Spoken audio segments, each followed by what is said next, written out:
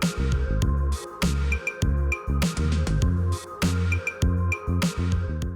afternoon once again to our viewers. It is another edition of the Youth Roundtable 2025. Today, join me, Masawi Ivan, and a panel of distinguished guests that includes a lady and gentlemen. I will start the introductions from my extreme left. You're most welcome, sir. Thank you, Ivan. My name is Nimrod Kakayi. I'm a disciple of the National Resistance Movement. I hail from Eastern Uganda, specifically in Amisindwa district. I'm always honored to be here to share my views, my comments. Thank you for joining us on this interesting show. Good afternoon. He has been a full-time member of the panel for some time now. Thank you. Next to Mr. Nimrod. Good afternoon, our viewers and the panelists. My name is Saddam Hussein Abale. I am a youth leader and a law student. Glad to be here. Thank you very much, Mr. Saddam Hussein, for joining us on the show. We shall be delighted to always having you around. Sure. On the show is the only advocate, the only lady. You're most welcome. Thank you very much for having me. My name is Naima Isa Sebi. I'm a Pan-African Muslim feminist lawyer, and I'm honored to be joining the gentlemen. So in case I give you a hard time, kindly handle. You just be able to handle. Yeah, and I'm happy to be here. This being my maiden youth round table show, I think. The gentlemen on this show have never had a hard time. They will really be privileged to receive one today.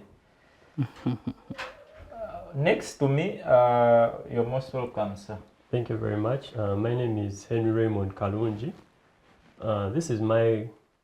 I've been to the show, but not the Youth Roundtable. I've been on Civic Space. This is my maiden Youth Roundtable show. I'm a lawyer, a Pan-Africanist, not the Pan-Africans that we have an understanding about, a progressive Pan-Africanist, and I'm delighted to be on this show today.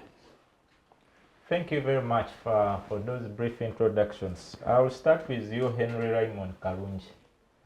It is 63 years ever since Uganda achieved her independence. The judicial system or the court system has gone under various instabilities since 1962. There was a time we had a pigeon constitution. There was a time where we had a general service unit that was now operating like the current general court martial that was under Bote. We saw throughout Idi Amin, the court systems were tested that led to the death of one chief justice. Throughout the other presidents up to now, when we have our 9th president, the court systems have always been tested. Starting with you on the topic today, whether the government will respect the Supreme Court's ruling on trying civilians in the military court martial. Give us a context, a brief background of the specific case that was filed in the Constitutional Court that brings us to this judgment. Okay, thank you very much. So the case that is making a lot of rounds in legal circles and the public opinion is that of Honorable Michael Kawaziguruka versus the Attorney General. That was the starting point. So what happens in this case is that it is 2016. Michael Kawaziguruka is a representative in Parliament to one of the divisions in Kampala, particularly in Nakawa. So he's arrested and taken to the General Court Martial, charged with crimes of treachery, among others, and treason, because the president then alleges that this individual wants to kill him. So Michael Kawaziguruka raises an objection to his trial in this court. He argues in court that no, I'm not a soldier, so this court does not have jurisdiction to try me. So with jurisdiction, it's majorly the authority to try that individual. However, the General Court Martial declines this. he goes ahead to apply to the High Court, objecting to his trial, but the High Court still holds that indeed you can still be tried by this court. So what does Honorable Mike do? He decides to petition the Constitutional Court on this very matter. So in our Constitution, the 1995 Constitution, particularly under Chapter 8, they established the judiciary. Now the judiciary exists to majorly do adjudication. Now before we look into that, we understand that for a democratic government to operate, we must have a judiciary, we must have the executive and the legislature. And that is called balance of power. They're trying to bring the balance of power. The judiciary checks on the executive checks on parliament and the like. So in that context, Honorable Mike Kabaziguruka decides to check on the powers of the authorities that arrested him through the judiciary, particularly in the Constitutional Court. Now the Constitutional Court argued that the purpose for the establishment of the UPDF Act that then establishes the General Court Martial was to majorly discipline the UPDF forces, and Article 210 of our Constitution that still establishes UPDF establishes the major functions of UPDF to protect people and the like.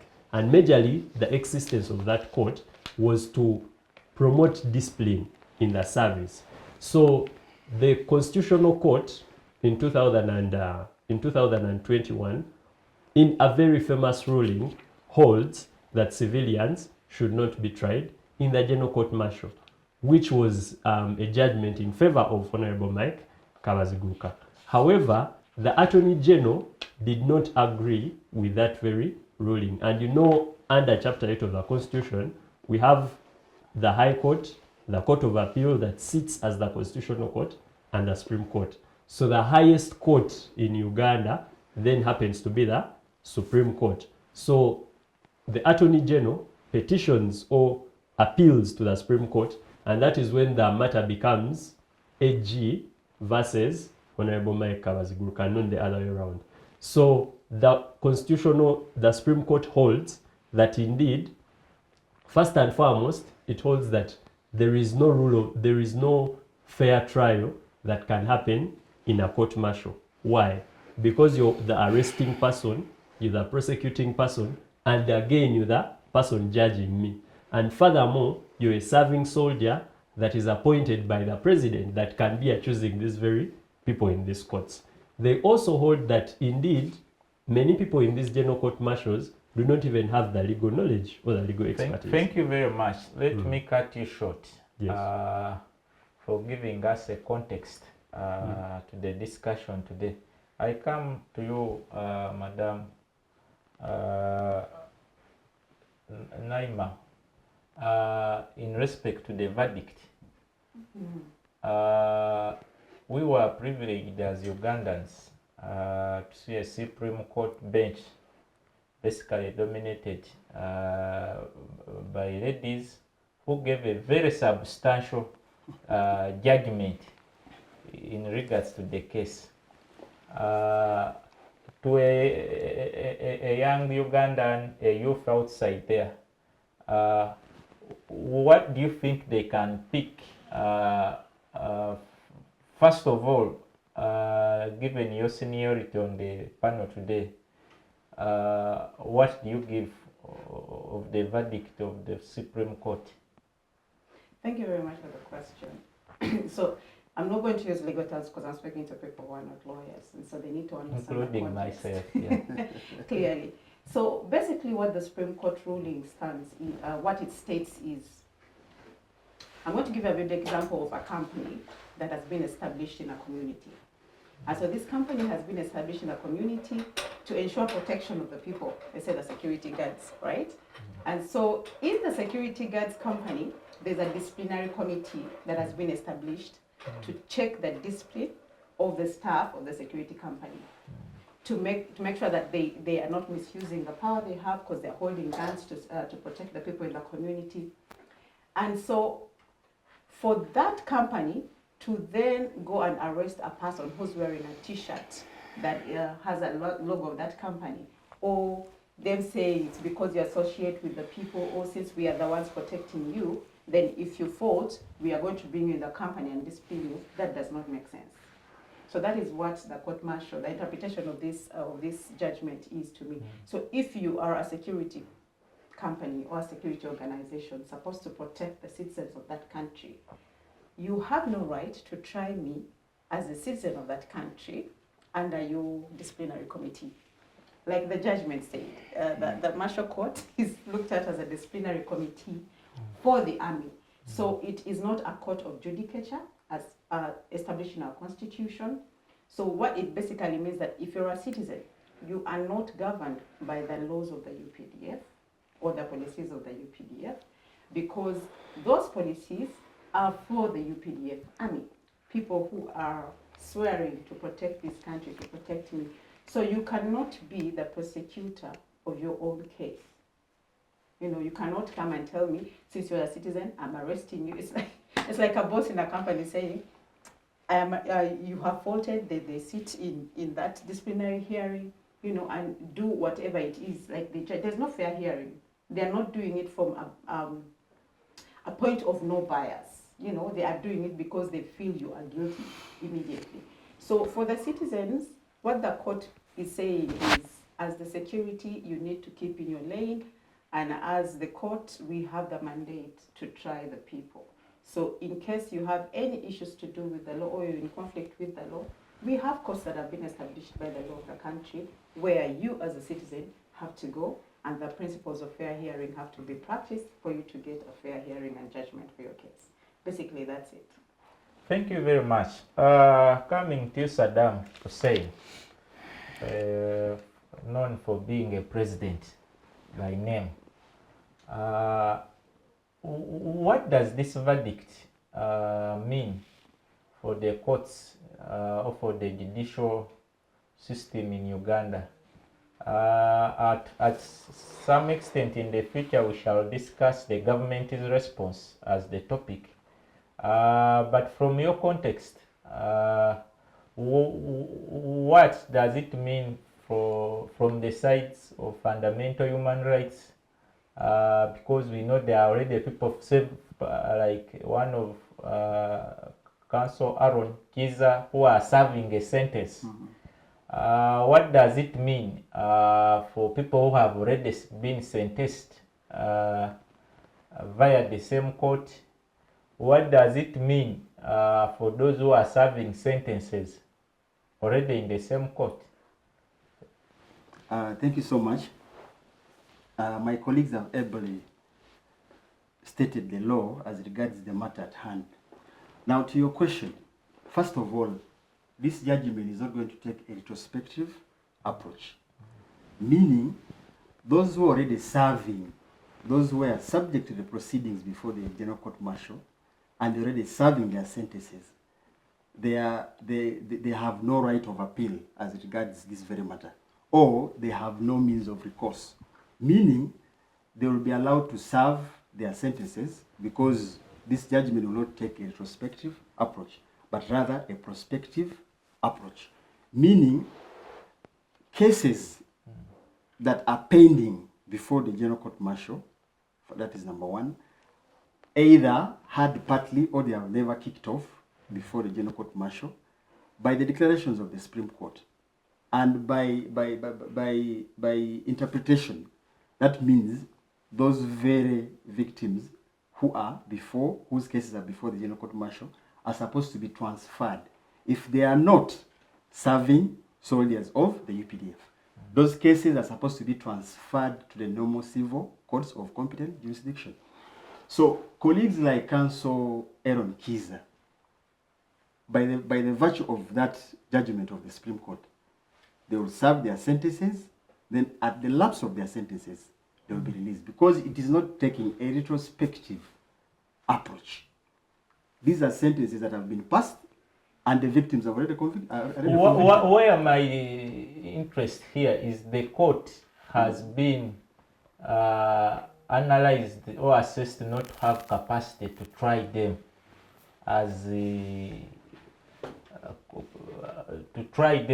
to be fit for purpose for their trial. I know it pulls back that the sentence was already delivered. But I want to know, as someone who is not a legal scholar, do they have capacity to challenge being a sentence that was offered to you in a court where you don't belong? Is there in law where you have a right to challenge a sentence to a court that you appeared because of other aspects that qualified you to that court when you don't qualify? Now, one thing, my brother, you need to know: the law does not act retrospectively. If I may interject. Just allow me finish. The law does not act backwards. Now, the judgment of the Supreme Court has set a precedent that has to be followed by all subordinate courts. The application of the law or any declaration that the Supreme Court has made has to be henceforth. That means the implementation goes onwards, not again backwards. That therefore means people like Aaron Kiza, and that's why the Supreme Court was very deliberate. Any pending case, whether partly or they have never taken place, they have never been heard, they have never kicked off, their trials have never kicked off before the General Court Martial, have to be transferred to civil courts of competent jurisdiction, but not again to go and open files which have been closed. That's the retrospective aspect we're talking about. I want to interest my brother here to go and read the declarations, the declaration and the judgment of the Supreme Court. The law, and I'm glad is from the center, LDC. The law does not act retrospectively. If I may, it acts going forward. If I may interject. The law is one way. It's one way. If I may interject, I'm alive to the provisions of the retrospective effect of the law. It does not act backwards. However, in the declarations, if you really read the judgment, the declarations were saying that this shall not have a retrospective effect. What does it mean? If you have already served your sentence, you again don't come back to, let me say they had given me 20 years. I come back, I want damages for you imprisoning me for 20 years. However, they made reference that, however, if you have already been charged, you can subject those judgments to judicial review. Now, what does judicial review mean? Judicial review means that if at all there has been a mistake in my judgment by a same court, instead of appealing, because appealing has a time limit, if you miss on the time limits of appeal, you cannot appeal again. However, judicial review, you question the decision of a particular body, quasi-judicial body in this instance. Now, since court held that this is not a court, it's just a it just sits as something that looks like a disciplinary committee. So that's quasi-judicial. So Aaron Kiza can again go to a court of competent jurisdiction, like the High Court, because judicial review is in the High Court. Then the High Court reviews the terms of this sentence. Was the sentence legal? Was the 9 months okay? So that is what it means. However, retrospective effect means that someone that had already finished the sentence, for them they just relax. I think my point of interest was the word judicial review. I was trying to contemplate, because it serves justice when there is a review. Yes.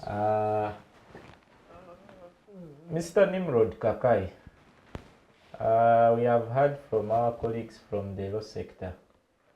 As a youth leader in this country, who does not only represent youth in one party but the country as a whole, what does the case and the verdict, the Supreme Court judgment, communicate or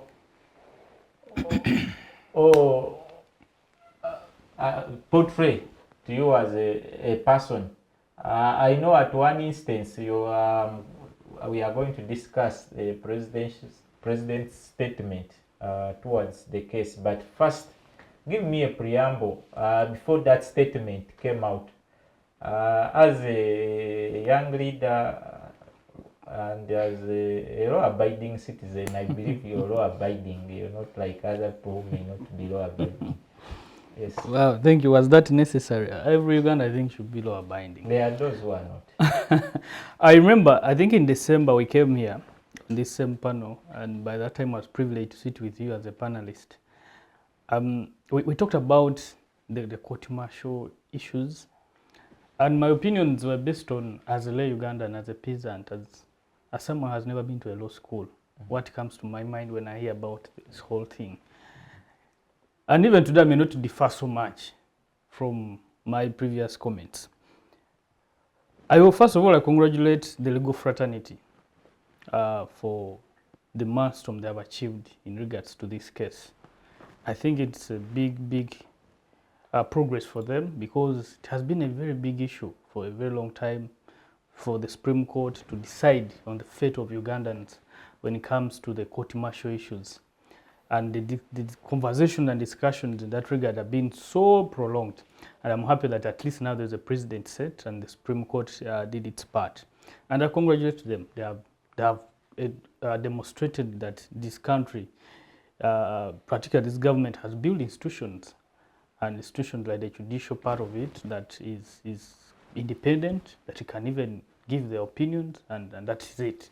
So I think that's okay. First of all, like I said, I think we must congratulate the government for making sure that they build capacity to make sure that we have the judicial system that can act independently on its own and make decisions for this country's progress. To me, that's a plus. But away from that, the reality of the matter is for us to understand more, I think, understand the background. Why did this government start the whole process of court martials? And why would the civilian, like Nimrod, who has not been to this whole security issues, be subjected to these court martials? I think when we don't lose that, we can understand both sides of the coin. When you look at the case, I was trying to follow up and see a few things. And in the declarations that I saw, all that stayed on my mind, they said all the cases in the court martial that involve civilians must cease with immediate effect and be transferred to civil courts. But look, when you look at the contribution of the court martial to the security of the country, it is not something that I think we should not give a lot of attention. When you listen very well to the two judges, Chebita and Mugenyi, they are ruling. I don't know if you guys listen to them or the viewers here. The issue of security of a state is a priority of everyone in the country. And I don't think anyone in this country can be subjected to a court martial if the assessment and the intelligence of the country does not see you as a threat to the state or a threat to the security of the state. Let's bring it closer to the current cases of Oren Kiza, Dr. Kiza BSJ and all that. When you look at this, like I said here last time, that the court martials, yes, I agree there are tribunals, there are disciplinary systems, the judges are just majors and lieutenants that sit there and make decisions. I think the only thing we should look at, that I agree with other people, the judges say that if they can make modifications in this court, it can serve the purpose. When you look at the UPDF Act, I think it was Article 119. I'm not very sure, but I think it's 119. It showed that anyone that subjects themselves to the use of military assets, which are the monopoly of the UPDF, they subject themselves to the court martial. What I think that court martial should do, like I agree with some speakers, is that they must put systems like the appellant system, which have a legal system in it. If the judge that sits in the court martial is just from a rank of a major without a legal background, I think that can be redressed. But I agree that if they are giving a contribution to this country in terms of ensuring that we have a stable country, it should be our interest that they stay and do their purpose with the modification that it requires. For example, the change of the article, the jurisdiction of the court, you know, the team that sits on the panel, the chairmanship. I think if they can deal with those challenges of the court martial, you cannot deal away with them. They're good. I mean, we are coming from a state that has dealt, for example, in the last 40 years, they have dealt with 27 rebel groups in this country, 27 groups. And the court martial has contributed highly to deal with this problem. I'll give you an example of Karachunas, the warriors. It's the court martial. Because as a country that's building its systems, every time we are progressing, by that time it was the system was not so good to ensure that Karachunas are tried in civil courts. These are people who have weapons. So I think if the contribution is visible, like we see in the Karamoja and other parts of the country whereby the rebel groups were dealt with these court martials, I think it's okay if they can do the modifications. They can be very important to this country to ensure that we're all living in a stable country. Thank you.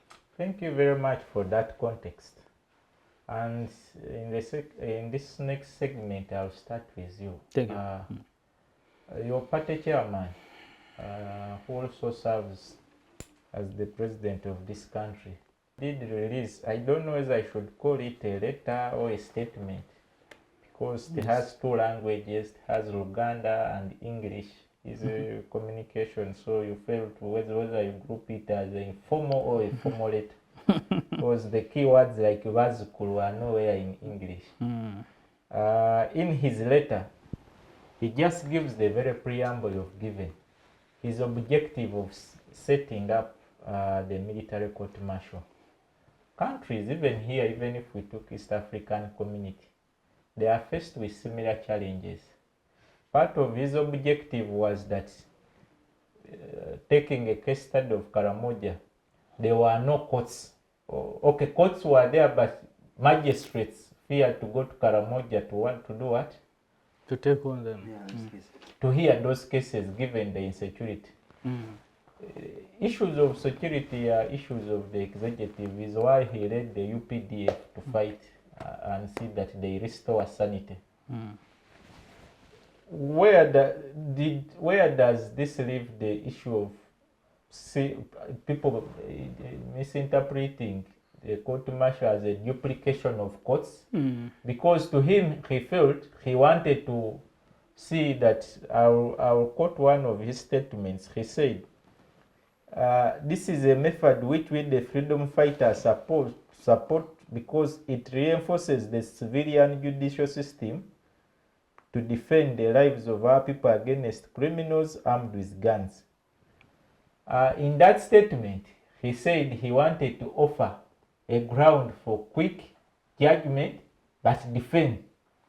So it challenges logic that it was a good intention, but as you have said, part of the issues that are challenging the existence of the military court martial are substantial.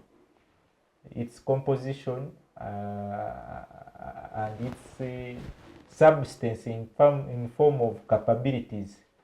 So going forward, basing on such objectives, could we see that they are needed to either be a responsibility of him as the executive to provide security, or there is need for an amendment to see that, because in his very letter he still calls for the Attorney General to propose amendments to see that they effect its composition to meet the standards, its fitness to offer justice to Ugandans. I think I totally agree with the amendments. Why? For example, in the letter he said, if you are a civilian, you go ahead to acquire a gun, a uniform, something that is a monopoly of the UPDF with intentions of doing illegal things or participating in criminal activities, then why would you complain if you're subjected to a military treatment or disciplinary action? You have acquired something that is a monopoly with criminal intentions, and it is visible and clear that you are participating in it. Why would you complain when you're subjected? In my understanding is that I think the state has good intentions. I don't think a state would wake up and just say, want to mistreat Ugandans through court martials. But like he said, the backlog in these civil courts. And when you're dealing with a security matter, is an issue of emergency. You don't have the time. Is associated with governance inefficiency, which is it cannot be fully about governance inefficiency. Why? Because you see, building a state is not about like building a house that you have your money. It's about systems. The time when my whole region, if it was about efficiency, even the commercial courts would also set up small courts. Even human rights courts would also. That's what I'm saying. Thank you. That's what I'm saying. That's why it's not an issue of security, because it's the threat to the lives of the people is immediate effect. If they know that you are a threat, you are going to cause an anarchy for the country. How fast can we deal with you? Because your issue is not like a rape case. Let me finish. Let me finish. You will come in. For example, a rape case and someone who has launched a terrorism is different. You cannot deal with it the same way. A problem of someone who steals coffee, yeah, and the problem of someone who's planning a coup d'etat is totally different. So the whole point here is that this is a security threat to the state. And every state's mission is to stay and protect itself. So as I finish, so the issue here is that when you understand that court martials are dealing with issues of security, informed by intelligence, you cannot give them time. So the president, in his knowledge and wisdom, they knew that we must have a system to deal with this issue as quick as possible. So the issue of amendment is what we should all advocate for, so that we have appellate systems, we have legal people seated there, but they stay to make sure that these cases don't go through the long processes of civil courts. Thank you. Before I come to you, Madam Naima, kindly guide us. This country, I don't want to call it, there is a description of courts, what court handles what. As a Ugandan who is not well versed with the capacity of most of these courts, I always believed that civil courts have the capacity to take on these cases, but what has been their biggest trying moment has been the environment in which they have been operating in. Has it been support to you as an advocate? You have had my brother Nimrod giving you the scenario that the military men who are in power believed would be the best way of dealing with the crisis of insecurity, insurgencies across the country, from Konyi, from the ADF, from the Ugandans themselves, because we have had even religious groups in this country be curtailed for being terrorists. And they were taken in, some are in the civil court, some are in the court martial, but on the same case. Well, first of all, thank you for that question, but I just want to contradict what Mr. Nimrod is stating in regards to amending. He said, I think we need to amend the provisions and the law in regards to the UPDF and court martial to come and assist, lack of a better word, what the courts of judicature are doing. One thing we need to understand is the drafters of this constitution, if you look at our constitution, the biggest emphasis was respect for rule of law. And what the rule of law entails is, if you're executive, do your work, stay away from the judiciary work. If you're the judiciary, do your work, stay away from the legislature's work.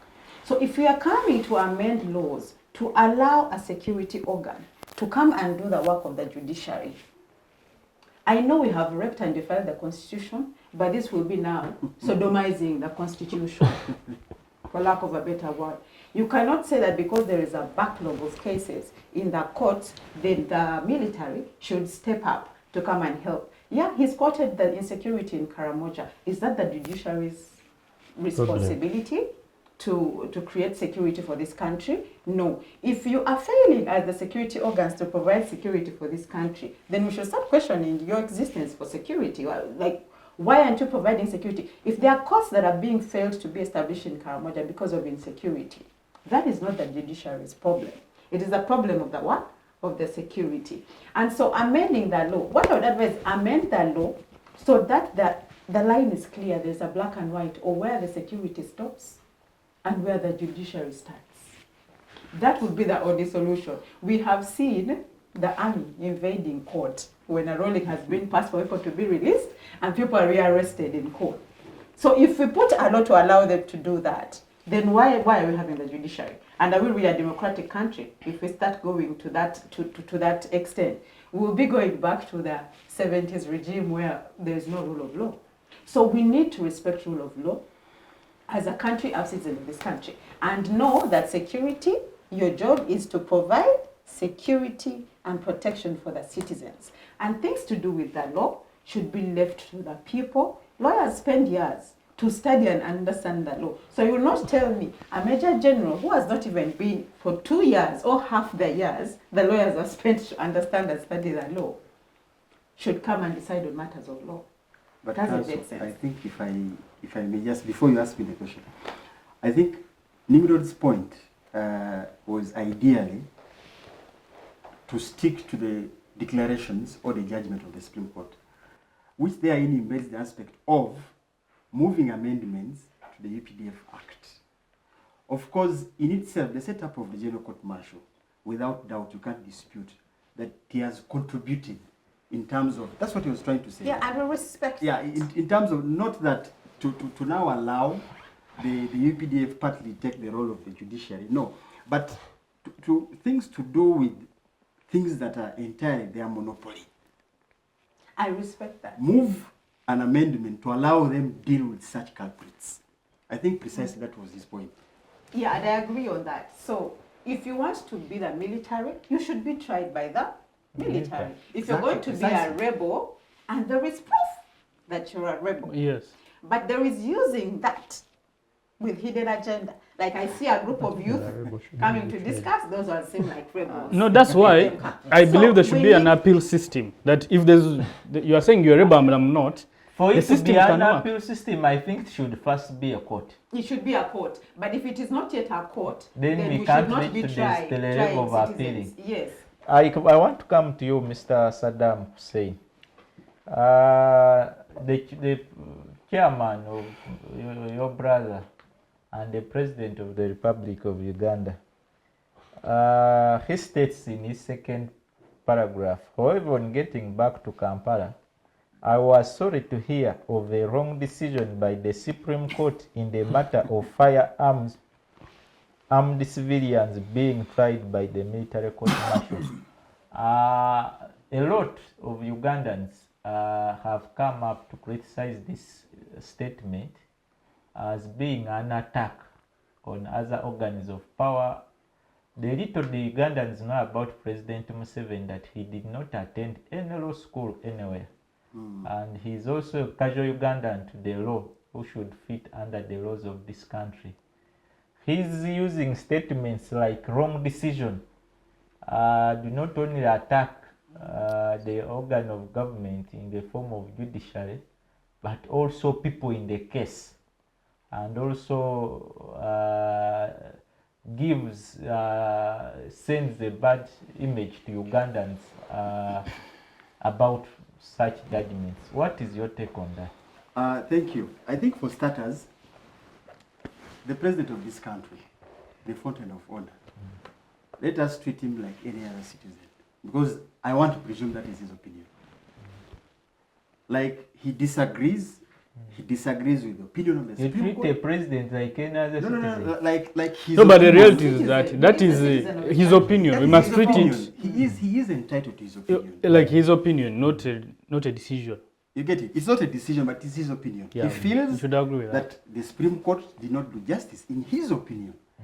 And as you know, everyone is entitled to his own opinion. So to him, it is a wrong decision. Now, the basis of it is, what are people relying on? Yes, he's the president of the country, he's the fountain of honor.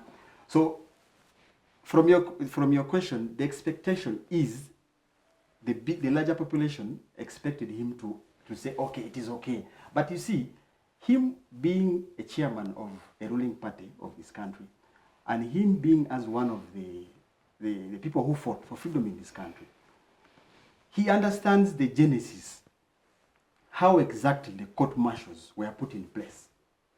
Now, in my own understanding, you see then there was a need for an establishment of the general court martial. Given the activities that were taking place, the rebels' outfits coming I from think the let's east, not use west. the word court anymore.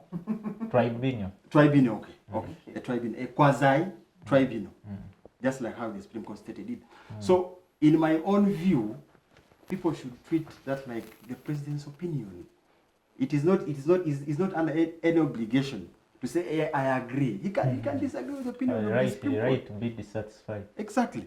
So under the law, what remedy does he have? Under Article 132, Clause 4, that the Attorney General can move for a review of that decision of the Supreme Court. That the Supreme Court can depart. I interest you to read Article 132, Clause 4. That the Supreme Court can depart from its previous decision. And the Attorney General being the legal advisor pursuant to Article 119, Clause 3 of the Constitution, he has the liberty to do that. But in a nutshell, the president is entitled to his opinion. So that was his opinion that he found it, he deemed it fit to say the justices of the Supreme Court took a wrong turn. And that's how it has to be taken. Thank you. Just to say something.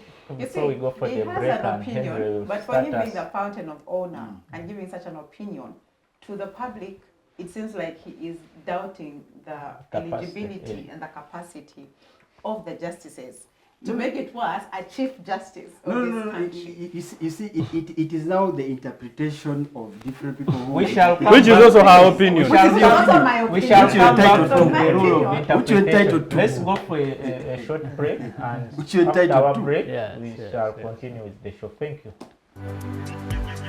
Digital rights are those human rights and legal rights that allow individuals to access, use, create and publish digital media or to access and use computers, other electronic devices and telecommunication networks.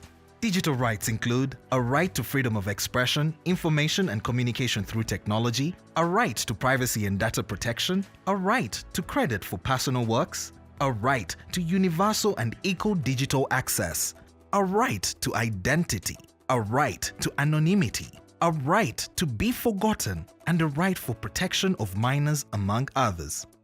The state's digital rights are frequently violated through various unfair actions, for example, blockage of websites and social networks, theft of credentials, unauthorized use of people's data for personal gain, privacy intrusion, online censorship, arrests and intimidation of online users, internet blockages, and the proliferation of laws and regulations that undermine the potential of technology to drive social, economic, and political development worldwide. It is hence every citizen's responsibility to respect rights of other digital users and to speak out or report to the responsible parties when one's rights are violated. Thank you very much. You're welcome to our final segment of the show. My brother Henry Raymond, Article 2, 2 of the Constitution. It reads, the Constitution is the supreme law of the land and forms the standard upon which all other laws are judged. Any law that is inconsistent with or in contravention of the Constitution is null and void to the extent of the inconsistency. Yes. There are some cases that have been given where it applied. For example, the presidential election petition number 2 of 2006, retired Kanokiza Besigye versus YKM7. Coming to you, part of the judgments, most judges who sit at the top of Uganda's judicial system had issues with inconsistencies of the operations of the court martial. It arises also from the UPDF Act itself. Give us a simple guide as viewers, as young people in this country, about this interpretation. Okay, so the interpretation in very many law schools, it's also called the repugnancy clause. So with our country that is a constitutional, that has an outfit of a constitutional democracy, all other things that we are supposed to do. It has an outfit. Yeah, it has an outfit Dress of a code. constitutional democracy. We are supposed to follow a That's his constitution. opinion. That is my opinion. Very good. And an opinion of very many Ugandans that have studied law. So what that means is that we must follow the constitution, and everything must follow a standard of the constitution. So what that means is that we must do things according to that. When you look at the decision, like the way these people famously, the NRM people, the way they famously agree that we shall amend, we shall amend. The first interesting thing my brother said was talking about the retrospective effect of the law. Now, with that retrospective effect of the law, you do not make laws that are inconsistent with decisions of court. So even when they are decide to amend, they still cannot amend saying, okay, we have now amended, but in this amendment, we are making it clear that civilians will be tried. That will again be inconsistent because the constitution itself provides for that standard. So many people that do not know about the law think that the Attorney General can come and make this law. Yes, the Attorney General can come, Parliament and those NRM people can agree like the way they always agree with useless laws, then the President will assent. But the moment any individual like me will go to the Constitutional Court to again petition those provisions, citing the repugnancy to the other law, the court will again strike out those amendments. That is the beauty with that constitution and that section. That section grants you a lot of power against all these arbitrary happenings. But before, when we are talked about law, we had not yet fully exhausted it. Rule of law is something that was not invented by Uganda. It was invented by Professor Dicey. And he says three important things that we should all go here when we know. The first thing is the supremacy of the law. That the law, no one is above the what? The law. The second thing, we have supremacy of the law, then we have equality before the law. That is where you can see me, Kalungi, I can petition the Constitutional Court and I take government to court and we annul what government had done. And the final thing is the spirit of the law. What was the spirit of the law when these judges were reading these judgments? They were not acting for themselves. They were acting for every single Ugandan that has been subjected to these injustices. If you look, if you're looking at court martial just arguing court martial, but you don't know what is happening there, you don't understand what this means. The president in his statement simply says, okay, these people are disturbing us, now we are giving them our food in our prisons, we are lodging them. But freedom is so important that it should not be talked about just the way you talk about it like that.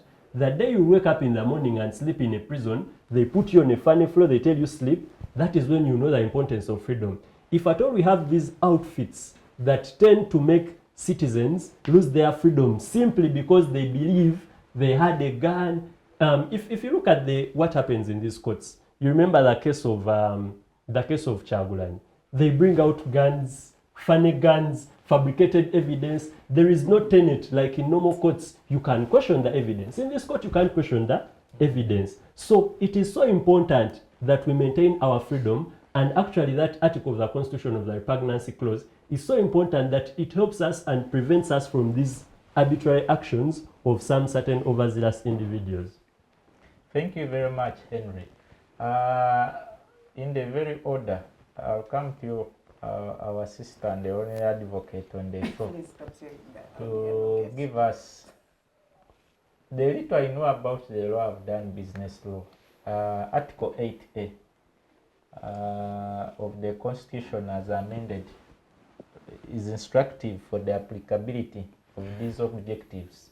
It provides first, Uganda shall be governed based on principles of national interests and common good enshrined in the national objectives and directive principles of state policy.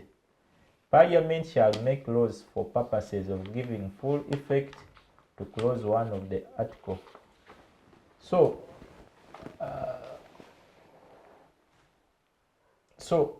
going by the current state of issues, first of all, we need to agree that whenever such cases arise to the Supreme Court, as Ugandans, we have a cost to pay with our economy, seeing that we still have a government that makes mistakes, that makes them use taxpayers' money to be lost highway because the Attorney General was sleeping on duty. They created a crime by creating, giving a court powers illegally when they are not powers. Ugandans lose, taxpayers lose money. So, going by that, first of all, where does this leave the independence of the court system, going by the president's letter?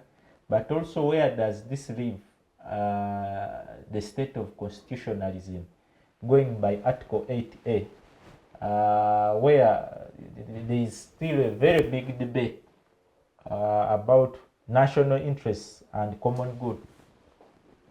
Okay, thank you for that complicated question you're sending me. However, well, we know the national objectives of this country are clear. First of all, you said national constitutionalism of this country. And it is very clear when in our constitution, the statutory, they say this constitution is, okay, I'm just doing it not in verbatim, based on our background, yeah? So when the drafters of this constitution sat and decided this would be the perfect document to govern this country, it was based on our history. We've been, Uganda as a country has been facing a lot of civil wars, and we've seen presidents, and we've seen overthrowing of presidents. We've never had a peaceful transition from one president to the other. And so the objectives of this constitution is to ensure that the constitutionalism of this country continues and is respected, you know. So for the president to write a letter and wants to kind of justify why this court martial is in existence and trying to blindly lead Ugandans to believe that, yeah, indeed we need the court martial to meddle in other people's businesses does not make sense. Me as a taxpayer who is, by the way, being taxed a lot of money, because for the money we are like, you're taxed a lot of money to ensure that this country is being governed in the right way, that services are being received, and then having a law. Okay, one, we are not a perfect country, like someone said. It's still 38 years, eh? And we are still growing and learning and steady progress. Still very young. Still very young with democracy. We are learning from mistakes. Yes, we might create a quasi-judicial body because of the fact that we have been faced with wars and rebels and all that. But as a law, we need a law that is progressive and in touch with the current affairs of the state. Currently, our major objective as a country is not fighting wars and trying to fight away with rebels and all that. Our objective is to ensure that this country develops and respecting our constitution as we grow as a country. We need to look at, I'm going to speak from a taxpayer's point of view, because taxpayers here are looking at the government like, what is it that you're providing to us? We have terrible roads that are ongoing right now, but we are concerned about what the martial courts are doing. Are they a court? Military. The military disciplinary committee is doing. Yeah. Look at Kampala now. I'm not going to go in the villages, that is very far. There's Kampala now that is happening. Do you know the traffic jam? Our colleague arrived late. Why are we having traffic jam in this country? We have manholes, not potholes, manholes. Kampala is a construction site. Everywhere.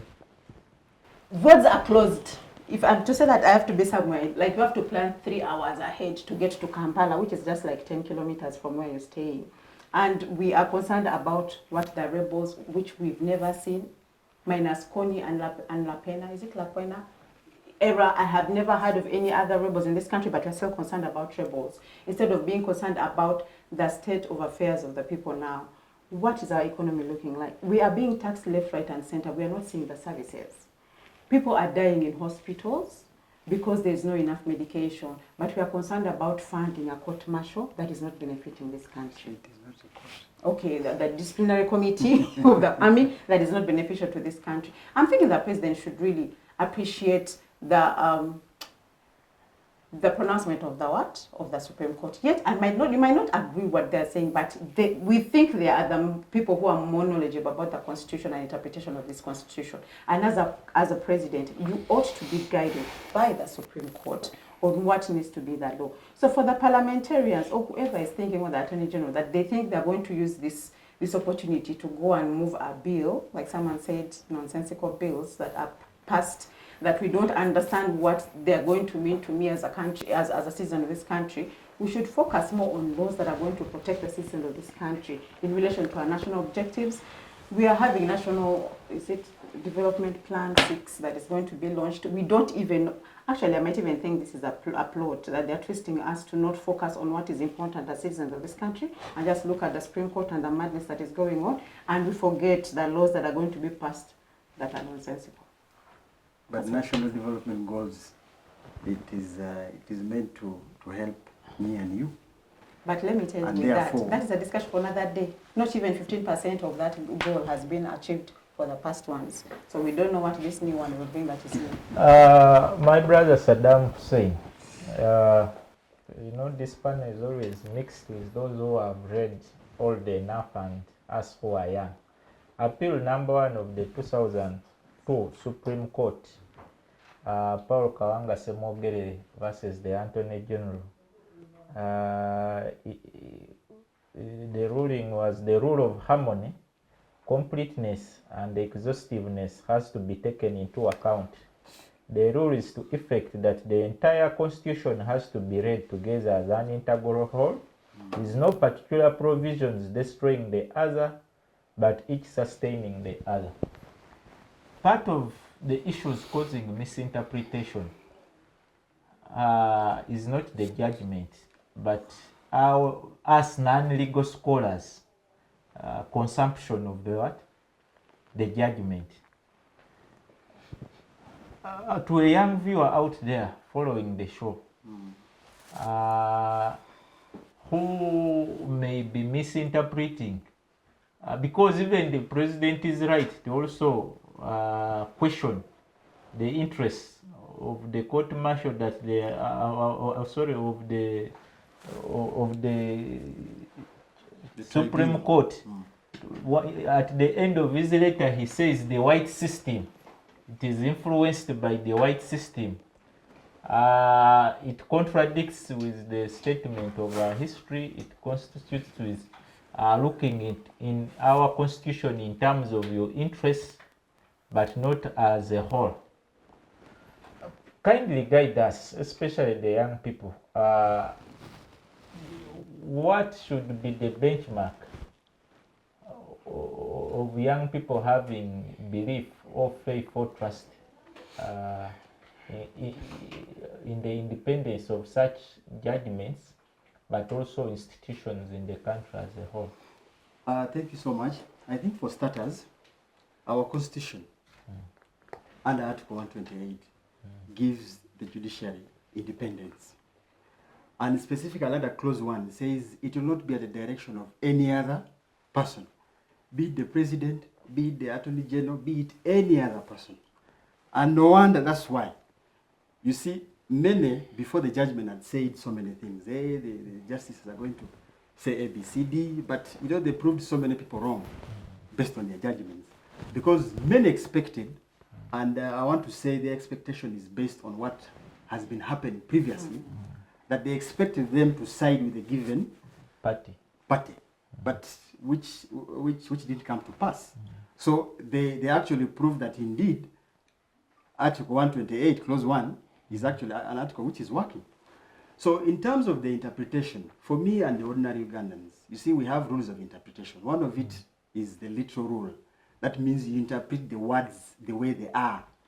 Like in one of the declarations, they said all pending criminal charges before the marshal, the court martial, the tribunal, should cease, and they should be transferred to a civil court of competent jurisdiction. So the number one point is to take the words as the way they are.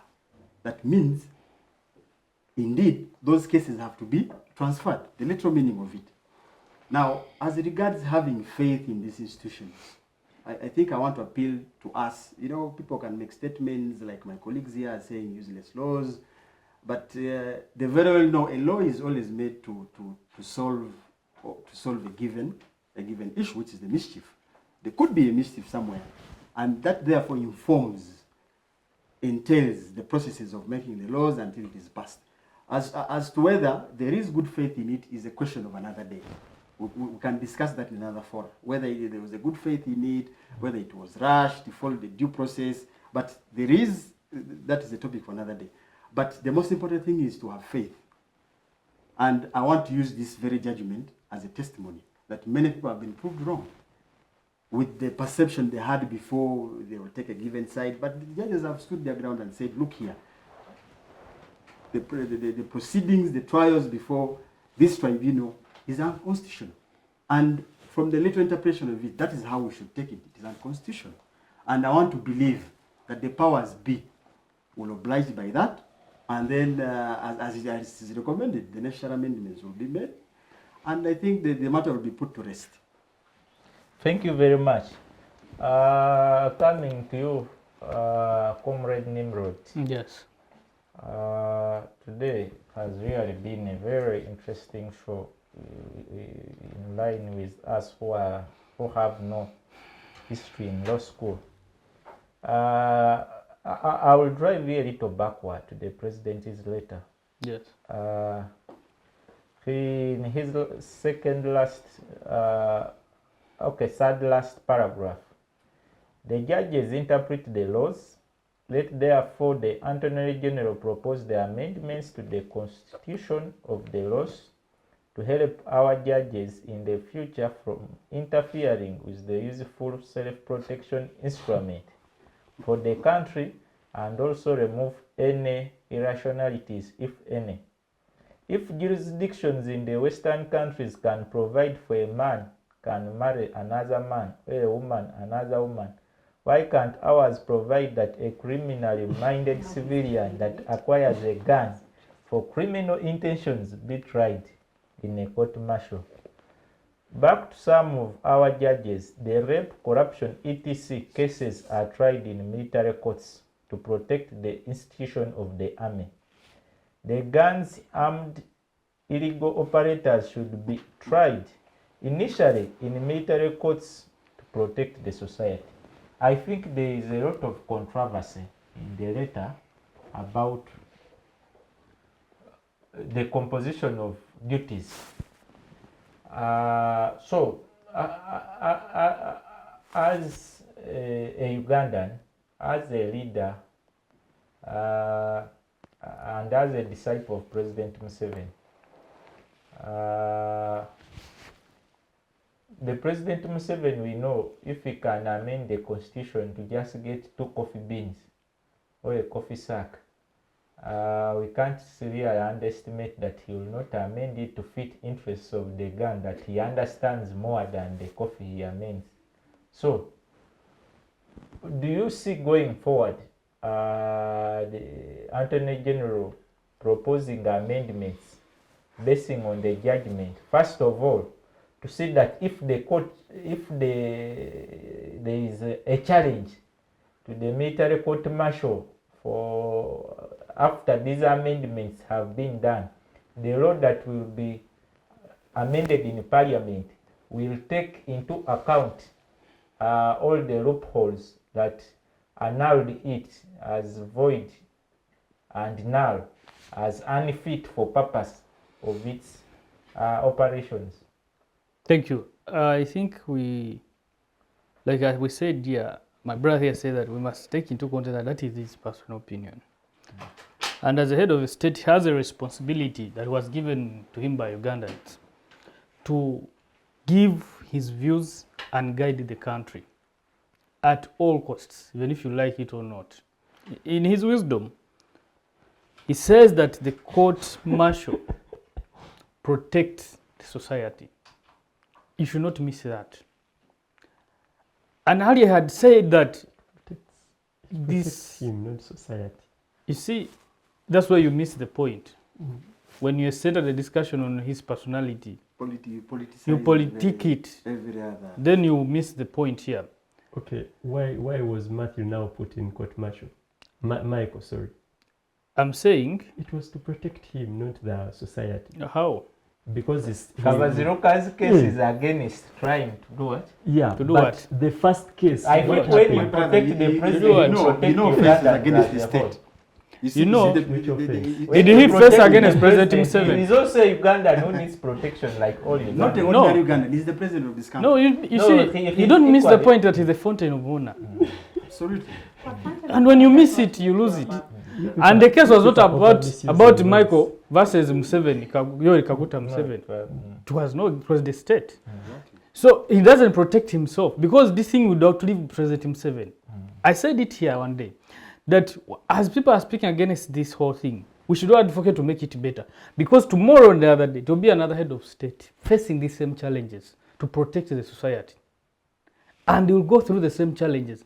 If we don't advocate for systems that will outlive President Museveni, which are good for the society, we shall be in the same mess after 40 years or after how many years when he is away. So, as we speak about this, we must have it in mind that President Museveni, by biology, he cannot lead this country for more than 20 years. There will be another head of state, and he will have a problem of insecurity. How urgently will he deal with it? And the wisdom of President Museveni says, propose amendments. Have amendments and make these courts exist so they can deal with the problem of protecting Ugandans. Trust me, for him, he's secure. But he's thinking about if there's an anarchy in the country, he can fly and go to another country. But me, a Kakayi, where will I go? I'll have to remain in Uganda. So he's saying we must do whatever it takes to ensure that we live in a stable country. His idea is about security of the state. And as I finish on what you read, he went ahead and said that if a Ugandan, you have subjected yourself to military issues, you should not complain if you're handled in a military way. I appeal to young people who are watching this show now that if you're a young person there, don't tempt yourself and associate with the military issues, whereby all military attires or regalias that will subject you to a military tribunal. As a, If I Can may I say please something, respond? I was Just to give- stuck at a point. He said rape issues, Mm. defilement issues are tried at the what? Court martial. yeah, for army officials. For army officials. Army officers. Okay, so I'm sorry, my head is not wrapping that around. Because the disciplinary committee to handle rape and defilement issues of their staff Yes. Yes. does not make sense for me. Yeah. It should be tried at the courts of, jurisprudence. For example, go to the High Court.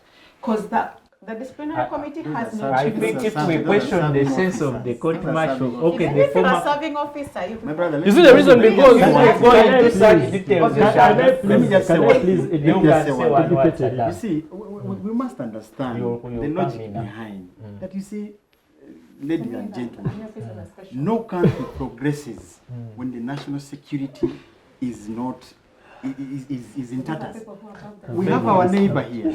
We have DRC Congo. What is happening in Congo? We won't see this progress when the issue of security was not prioritized as priority number one. I still had the question for Nimrod, but you can intervene.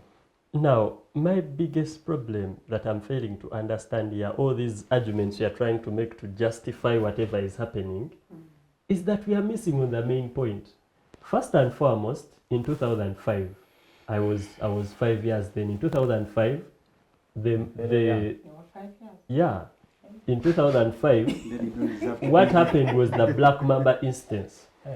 Yeah, I remember. People went to court gives them bail because the crimes were political in nature. They come, they arrest them, they beat up a judge. Another lawyer died, they cut their head. Then Museveni comes the next day and says, no, judges should be left with cases of checking what? Thieves of goats. That is what is happening here. And you're missing that main point. No, actually, Furthermore, that is what is happening. no, he's you see, it is saying- important he's saying for you they to should be understand. left relevance. to deal with No. to deal with rape. I think You should to do understand with the background. challenge this letter is creating is that It is sidelining what someone should do according to him and should not Uh-huh. do No, vis-a-vis what the I think what you're Constitution missing- To proceed to your next argument of arguing that no, it's for the peace of the country, it's for what? The Constitution sets up what the UPDF should do in Article 210, and Yes. it's clear. It's What wrong. do they? It's clear. It's very clear. What should they do? Yes. Protect What our their borders. limits are. Do what? Yes. Then the Constitution sets Parliament to establish organs that deal with citizens. Yes. We have the police. We have the Police Act. Yes. The police can deal with armed robbers. We've seen the police arresting armed robbers at banks. We have seen the police shoot them just 2 weeks ago. They shot them and killed them. Then They you don't had understand guns. national That security. is the I understand. You see the national problem? security. Can I Now, speak something? in your argument I with think we are national glorifying security. national security. National Yeah. security. There is a way you're the missing leader the has point. been. No, let me tell you. How can you say such a statement? You're That missing we're the ever point. glorifying national security. National No, security. no, no, You no, can- no. We No, shouldn't national even be in security. position to see the By army the in the way, city. No, by no, the no, way, no, Shouldn't be. no, on- no. What are on they the doing? point- On no, the no, point no, peaceful no. and on the point. You see- peaceful. What are they doing on in the the point city? of Who are they national protecting security. us against? You see, that's how we miss the point, my, see, they are my not fellow privy to- panelists here. You're not privy to the challenge this country has gone through. You know, And these it are will not be- tourists. in And this another country. problem- They know what the army does when it is in the center of the city. And no, let me What tell are they you, doing? Let They me are not let me tourists first say that They something. don't know the army. Matters What is of the idea elections, of matters of national security, matters of you voting for your president. when you're done, I will answer. Are you Yeah. done? He's Are they? asking. I'm asking. No, I'm when you're asking. done, because I have so much to No, answer. Why is I that? had a question for the final round, and I'll start it with Nimrod. Leaving the judgment and what? We are now rested on the arms of security. I know you for being someone who is much well interested in security and its related issues. We have seen a lot of tweets from Brigadier Magezi, one of your elder brothers, who is reckless, that is the General Moses Kainerugaba, also came out promising to deal with the issue of the judgment with the judges. We have had issues of Ugandans finding the court martial to have double standards. Ever since it was established, we don't know, does it also have powers to handle a man like General Moses Kainerugaba, who is their own CDF? We saw General Chaligonza at one time slapped a traffic officer in Seta. We have seen a lot of soldiers do a lot of atrocities. Yes, in the sense of that they provide this country securities, they are involved in robbing Ugandans' land, they are involved in caning Ugandans in villages, and why Ugandans have lost trust, that the court became more vital when the NUP young men were wearing berets. It was more function on what he terms as outfits. But when it came to real issues, like the people who use media platforms and mass communication to cause the country threats that can result into issues of national security, it is blind and it is dumb. So, going forward, what word would you have for the young people? First of all, to look at this disciplinary committee as really a necessity in national affairs, but not only the affairs of the military. Thank you. I think as I answer that, I must not let some statements go unchecked. It is very wrong for my sister here to say we are over glorifying issues of security. No, it is not wrong. She also has It's her my right. opinion. No, I and I'm have saying, my- also my opinion, I'm my saying it is a right. wrong opinion. Why? A wrong decision like Mr. Excuse me. Museveni Exactly, said for you- Mr. Nimrod, No. you cannot judge my opinion and say it is a wrong We never opinion. judged That is my Museveni's opinion. wrong decision. Yes, of the I did. Supreme So why are Court. you judging it? Say your own opinion. Please take that back. Now, Thank why am I saying that? That her statement is unfortunate because when you want to understand the problem of security, you must interest yourself in the Great Lakes region and see the problem of security and how it affects the country. Who are the consumers of intelligence in the state? One of them is the head of the state. I think And- he's not one of them. He is. No, he's not the only consumer of intelligence. No, he's the top. The CDF Anyone who consumes on his behalf. So, that's why I said, well, because I know that there are many people who Because consume he's intelligence the as head of organs. military and head of Now, even the CDF consumes intelligence. There's so on many. his behalf. Now, if I told you here, first of all, that when you want to understand very well their wisdom when it comes to military tribunals that you want us to name as tribunals, Disciplinary committee. whatever it is you must understand that those courts operate 80% on intelligence. They are not courts. The disciplinary committee. All right. But me, I'm saying what I think as an ordinary Ugandan. So That it was a court before Initially, Friday It last was week. declared by law. Yeah. Yes, so those tribunals use intelligence so much. Now, as someone who saw this country going through a quagmire, going through a problem of insecurity, that fought 27 rebel groups in this country up to He was the 2007, rebel himself. yeah, cannot sit and mere look on when the country is basically discussing issues that can wait. Why? When you say that UPDF is moving around, my brother here said its role is clearly stated in the constitution to protect the borders and the state. Yeah? And how are we sure that what they are doing now does not contribute to the protection of the state? What are they doing now? Exactly. If they have intelligence that a Masawi Ivan, No, use Dr. Kizab yesterday. okay, if they have intelligence Because that we Dr. have Kizab I've yesterday, just attended one of the court sessions. Yes. I've not seen them present the pistols. yes, if they have the intelligence, They Yeah. rather presented another soldier and added him to the case. that's why I'm saying, that's why they're called proceedings or tribunal proceedings, whatever you call it. There's a process, proceedings. That if they have the evidence or the intelligence, actually may not have even evidence, the intelligence, that you are planning to destabilize this state, do not give you a chance How can to they go claim ahead that and was affect it. planning? Then they say we have enough evidence on you. They cannot, because if they had that, But you know what entails treason? that's why there is a court. The time will come, and they will have to present their evidence, but they cannot allow you to act before they deal with you, and that's the intelligence of President Museveni. But you asked me a question. To me, as young people of this country, No, as a young leader, you're not just a young people. as a young leader, and also our young leaders out there, I think it is our duty to see that we live in a stable country. And anything that destabilizes the country, we must go against it. And we must check and make sure that we build and support institutions that are working so hard to ensure that we have a peaceful Uganda. We can talk about the law, but without a stable country, the law cannot be in use. We can talk about judges and courts of law, but if without a peaceful state, we cannot sit in court and listen to proceedings. Okay? So if this government has worked so much to ensure that for the last time, from Kisoro to Ruahaha, from Mutukula to Swam, you can move day and night and live peacefully and attend the court proceedings, we must not take that for granted. We must not take that for granted.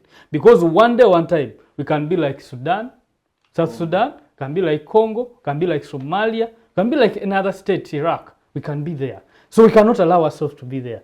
As I conclude, let's young leaders not fall for what it's not right. What's right is ensure that we are all living in a stable country. Saddam, as you have stated, Nimrod, he wants young leaders and young people to appreciate the government for doing its work. Coming to you, part of the key issues that Ugandans point out to the former military court martial, the now military disciplinary committee headed by Brigadier Freeman, it is as a political tool to always deal with opponents of the state. In 1969, in this very country, President Museveni was working in the office of the president then,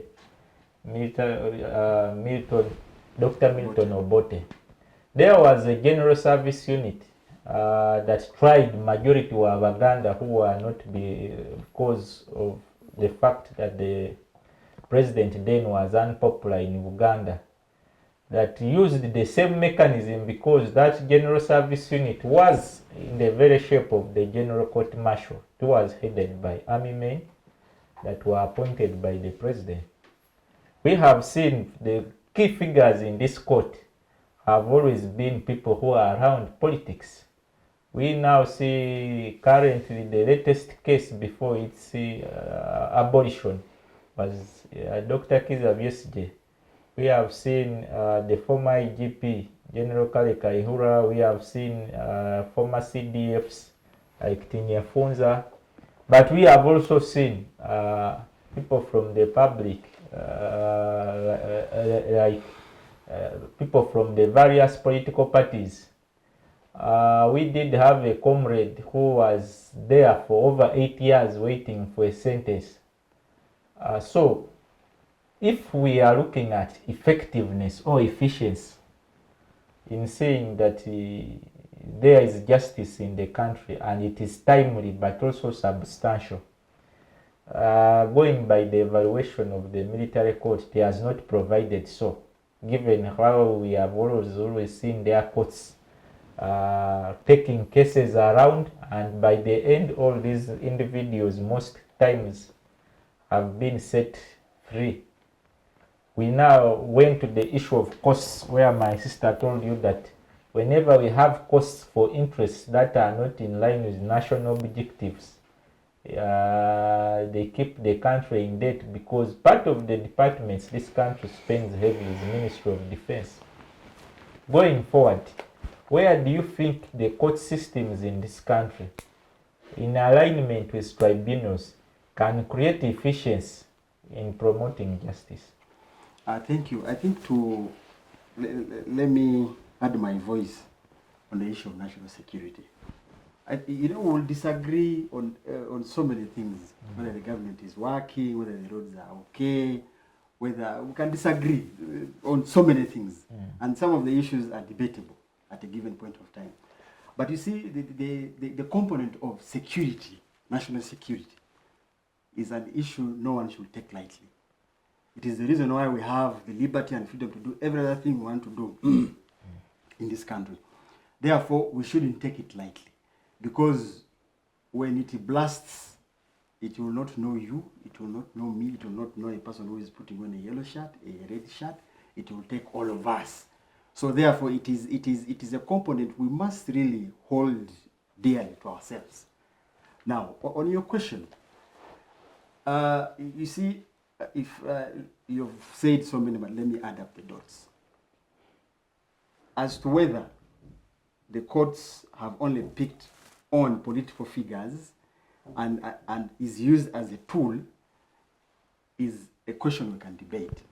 But ideally, you see, whenever these people are taken to that tribunal, like for Kiza Besigye, there is allegedly an offense of treason. And you know the offense of treason entails trying to take over a legitimately elected government. So, depending on the level, on the assessment of the intelligence that they have assessed, and I believe many of you have had the audios that have been making rounds of Besigye talking to some people. So you see, depending on how the intelligence assesses the risk, that's when now they take action. Now, on the supporters of National NUP, they said clearly the berets are a gazette of the UPDF. They are gazetted outfits of the UPDF. The red beret. Yes, they are a gazetted outfit of the UPDF. You know gazetting has photos. Allow me. You're misleading the public. Allow me. You can conclude. There's nothing like misleading. There's nothing like misleading. You get it? These are gazetted outfits of the UPDF, the red beret. And therefore, only people who are officers of the UPDF are allowed to put on it. If you're not an officer of the UPDF, then what are you? Why are you putting on it? That one is done. Now, on the issue of taxpayers' money, You see, efficiency. Because you see, at the same time, when people complaining, these courts take long, they don't deliver, they don't act, duplication. At the same time, we are complaining, they're taking our taxpayers' money. Allow the due process to flow. Allow them to do their work. Thank you very much. Then, therefore, based on that, you can be able to start saying, yeah, these guys are taking sides, but allow them to do their work. Thank you. Coming to Henry, before she can conclude, on the issue of efficiency of our court systems, as you saw, part of the judgment questioned substantiality of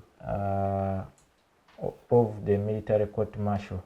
Should we say that they took an advantage of our criminal courts or our civilian courts having loopholes to take the opportunity to see that they justify their existence? By the way, even when you say that our courts have loopholes, there are systems that can iron out those loopholes. 2 days ago, the Chief Magistrate and the Registrar were dismissed by the Judicial Service, Judicial Service Commission. Why? One gave a wrong order, another gave some letters they're not supposed to give, and they were dismissed. We can't see that accountability in this other court.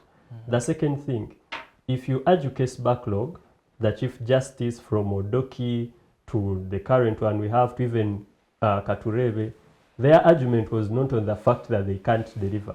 Their argument was on the fact that they are few.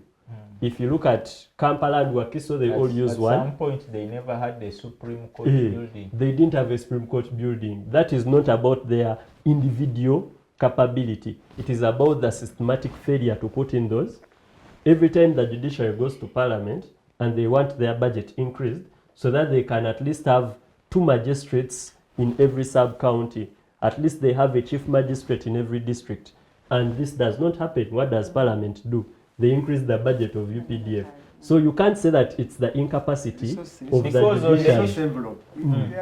Across board. Yes. As we come to the end of the show, he had. Time is not in our favor. There have been disparities. I follow the national budget closely. Ministry of Defense has always been taking the lion's share over such systems like courts. Should it be that it was taking such a share because of its effectiveness, or that because it holds the security of this country, which is an issue of national importance? After that, you will give your parting remarks. Okay, you see, when I say that we are over-glorifying security, this is exactly what I meant. You cannot ignore people who uphold that law, which is the judiciary, and then you give the lion's. They are part of security. Judgments They're also part of security.